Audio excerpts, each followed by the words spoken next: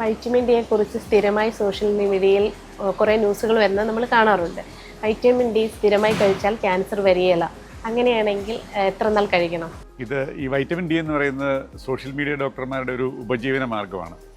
നമ്മുടെ കേരളത്തിലെ ആൾക്കാർക്ക് വളരെ ഇഷ്ടമാണ് ഈ വൈറ്റമിൻ ഡിയെ കുറിച്ച് കേൾക്കാൻ. അതുകൊണ്ടാണ് ഓരോ ദിവസവും അവർ ഓരോരോ ന്യൂസുകൾ പറഞ്ഞു വിടുന്നത്. ബേസിക്കായിട്ടൊരു കാര്യം ഞാൻ പറയാം. വൈറ്റമിൻ ഡി ഡെഫിഷ്യൻസി ഉള്ളവർ, അതായത് ലെവൽ കുറവുള്ളവർ വൈറ്റമിൻ ഡി കഴിച്ചാൽ അതുകൊണ്ട് ഗുണമുണ്ട്. അതുപോലെ തന്നെ വൈറ്റമിൻ ഡി നോർമൽ അല്ലെ നിയർ നോർമൽ ആയിട്ടുള്ളവർ ഈ വൈറ്റമിൻ ഡി സ്ഥിരമായി കഴിച്ചാൽ ഗുണത്തേക്കാളേറെ ദോഷമാണ് ഉണ്ടാകുക. ഇതൊരു ബേസിക് കാര്യം. ഇനി എന്താണ് ഇങ്ങനെ ന്യൂസ് വരാനുള്ള കാര്യം എന്ന് പറയാം. 2018 ന്യൂ ഇംഗ്ലണ്ട് ജേർണൽ ഓഫ് മെഡിസിനിൽ ഒരു പഠനം പ്രസിദ്ധീകരിച്ചിരുന്നു. വൈറ്റൽ സ്റ്റഡി എന്നായിരുന്നു അതിൻ്റെ പേര്. അപ്പോൾ അത് എന്താണെന്ന് വെച്ചാൽ വൈറ്റമിൻ ഡിയും ഒമേഗ 3യും കൂടെ ആൾക്കാരിൽ കൊടുത്ത് ക്യാൻസർ വരുമോ എന്ന് പരീക്ഷിക്കുകയായിരുന്നു.